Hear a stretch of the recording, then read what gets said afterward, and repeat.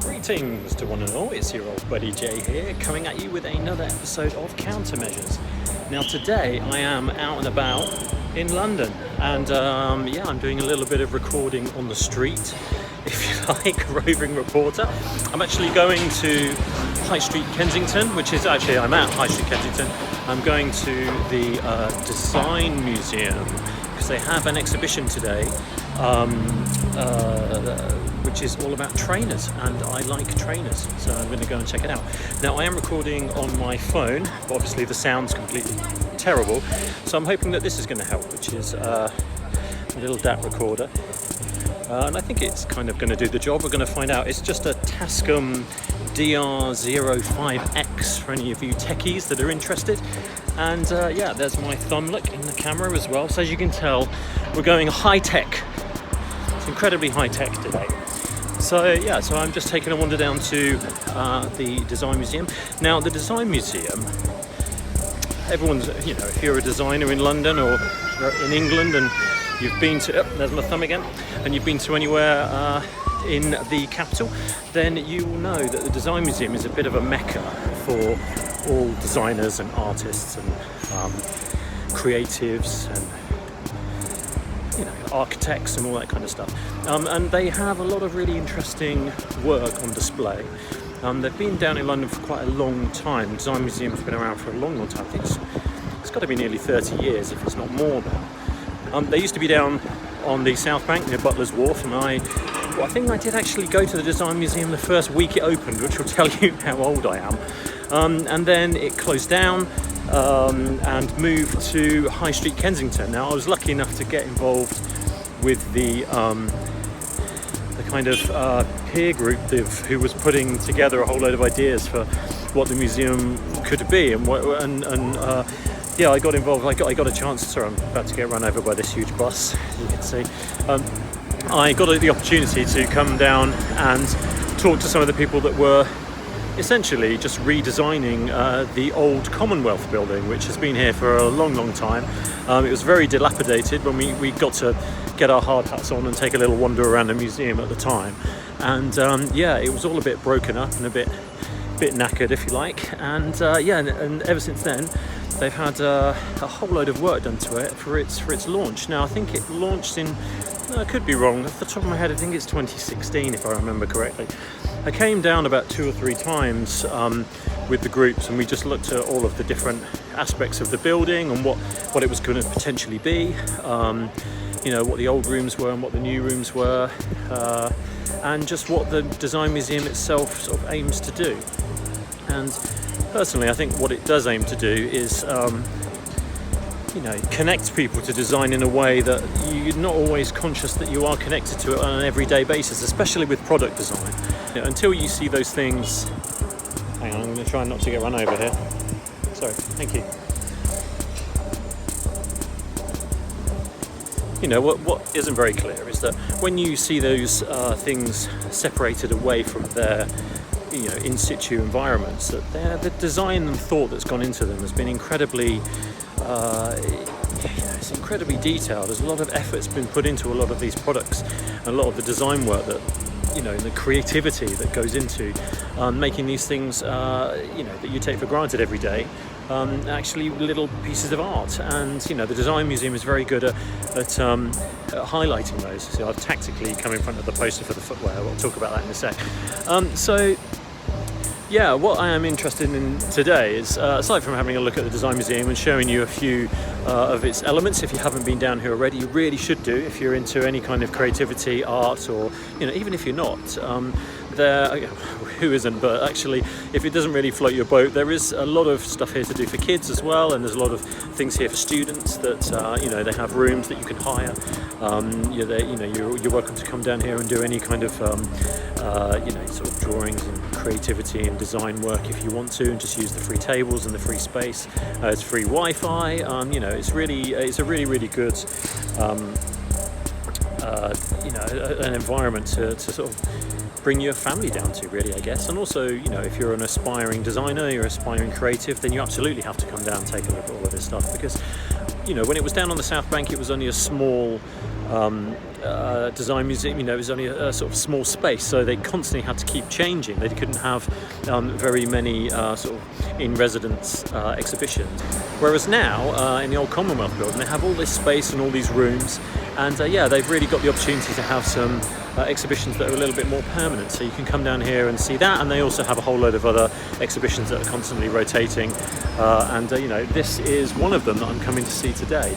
So and also, not to plug it at all, I'm not getting paid by the minute or anything like that, but you must realise that it is also a charity, so they do rely on people coming down and having a look at their stuff. They do rely on donations, they do rely on anyone getting involved, so probably the reason why they ended up asking me to get involved. Done a lot of work for Charity Mate, and I think they quite like that, so yeah, there was a good connection there. So yeah, as you can see behind me, we have the thing we're going to be looking at today is if I can get that right, it's the Sneakers Unboxed Studio to Street. Now, it did open a month ago, but I wasn't really feeling brave enough to come into town, and even today was a little bit strange because walking into town up to the train station, getting the train, and then the underground, all that kind of stuff, actually it was still a little bit whatever, but it certainly feels a lot better than it did the last time I was in town over last summer, where it was just a little bit chaotic. But yeah, today it didn't feel too bad. So I have ventured out, and as you can see, they've got a lot of nice kind of design work here, where they've got the big graphics on the walls, and they have their design shop here, which obviously being separated out from the main building means that it's more accessible for anybody who's just walking along the streets, want to come and get some funky design stuff. And it's not just books, and it's not just stuffy designers, it's also about it's also about creatives being able to put their own stuff in there. It's also about product design, it's about clothing, there's all kinds of stuff in there which you might find interesting. I just really think that it's one of those museums that gets overlooked all the time, and it's just epic. I love it, and I want to share the sort of my thoughts of it on that. And you really should come down here. It is very creative space. So I'm going to go in and take a look at the exhibition now. I have a feeling that I may not be able to do too much filming in there, but I'll probably just keep the recorder going anyway and just see how far I can get. All right, cheers. Check the mic and make sure it sound right, boys.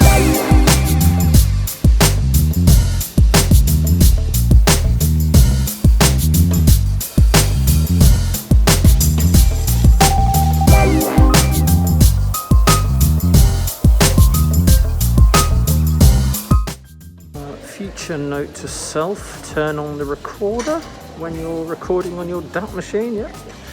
So basically I've just got the worst recording of the introduction, so apologies for that, but technical hitch. I'm definitely recording now. I have just spoken to the guy on the front desk here, and he said I can do like full-on recording in here now and do photography and do whatever I like, basically, which is a rarity. Now, there's not many people here, obviously, because of the pandemic and all that stuff, and the exhibition is limited to a certain amount of people coming. But I'm going to have a little wander around the design museum and show you what it looks like now, and hopefully you'll get to see it in person one day. So here we go.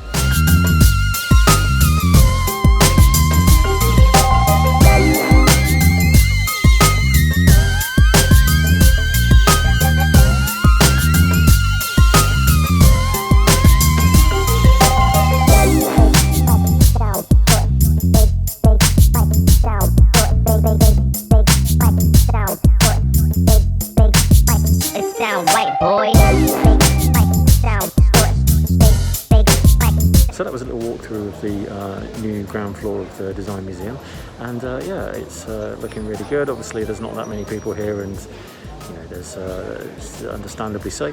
So I think it probably might be time now to go downstairs and take a look at the exhibition. Let's go.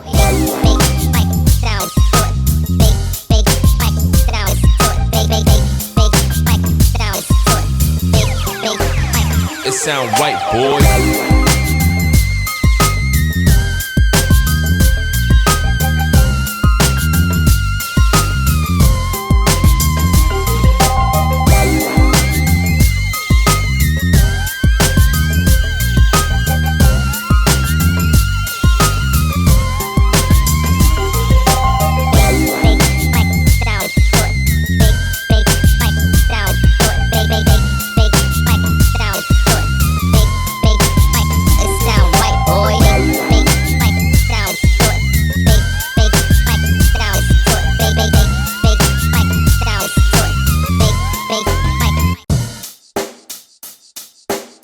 Check the mic and make sure it sound right, boys.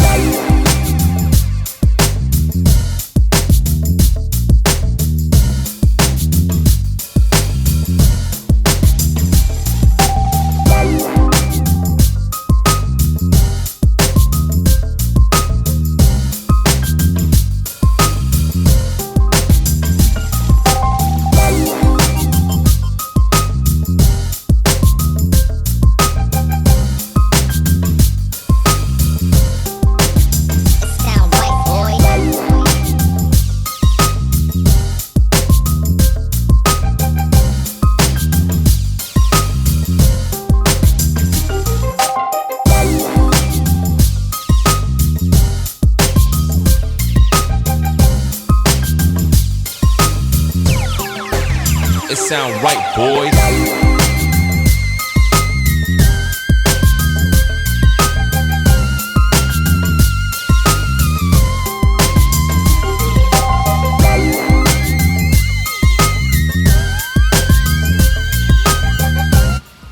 So yeah, that's the exhibition on sneakers, which I thoroughly enjoyed. I thought they did a really good job of curating everything together. And yeah, I would recommend that you come down and take a look if you get the opportunity. And if you don't get the opportunity to come down and take a look at this one, you've got to come down to the Design Museum and check it out, because there's always really good stuff going on here. There's always really interesting exhibitions. I feel it gets a little bit cheated, being a little bit further out of the way of town and being over here in High Street Ken. And even when it was on the South Bank, it was a little bit of a kind of secret mecca for designers and artists to go to. I think less so for sort of, you know, the general public, if you like. And I really feel that yeah, that they're bridging the gap slowly there, but they really do need to get a little bit more support. So I can't do enough to help that. So you must come down and check it out. There's always some good stuff going on here. Yeah, and like I said, this sneaker exhibition was a good one. Had a lot of you know, really old trainers and the history of you know, the whole kind of cultural movement behind that, which I liked. They had you know, a lot of more recent footwear that you know, that people are buying in the shops today, and maybe not some of the more expensive ones, or the Y3 stuff's getting a little, you know, is a little bit out there. So you know, if you have the cash to start this very expensive hobby, then yeah, you're thoroughly entitled to go and do so. I think you know, I do like my trainers. I've got quite a few pairs, but yeah, some of the collections that people have are just ridiculous, and this exhibition just highlights some of that. I did think the only thing that was slightly lacking in this exhibition was that I would have liked to have seen more of the kind of conceptual drawings of what the you know, the designers came up with to sort of get to the final product. There was a little bit more kind of technical stuff than I expected to see, which was interesting, but I don't think they added enough of the kind of creative energy that needs to go into coming up with some of the ideas for how these trainers look and feel, and that's something that was lacking. I think other than that, I definitely recommend you come down and take a look at it. I mean, it was like 12 quid to get in. It supports the Design Museum, which is a great charity, and yeah, there's nothing bad to be said about it. Now, I would say if I had to give this exhibition a mark out of 10, I'd give it a 8 out of 10 for sure. You've got to come down and check this out, and if not this one, then definitely another one. And that's about all I've got to say on the matter. Oh, the only other thing that I did want to mention was that something that came up in the exhibition that I thought was quite interesting that I might take a look at in the future is the reusability of footwear, and how a lot of the materials that go into creating trainers and shoes and boots, you know, they're not biodegradable. The rubber soles don't degrade over time. You know, people use their trainers and then just chuck them into a landfill, and you know, I feel that there's something interesting there about some of the companies that are starting to rise up and take these old knackered trainers that people are throwing away, and you know, doing something new with them and bringing them back to life. I think there's something interesting there that you know, that sort of sparked my curiosity, but just something to think about. And yeah, next time you're trashing your trainers, just think if you can get a couple more wears out of them before you throw them in the bin, because they don't recycle that well, but a lot of places do take them, so that's always good. Anyway, that's my little rant over. I hope you enjoyed it. I enjoyed doing this one, and yeah, I just wanted to get out of the office, because you know, being stuck in a little box room is not always the greatest, and you know, it's nice to be out in this beautiful sunshine. So yeah, all I've got to say is be good, stay safe, and be kind to one another. Cheers.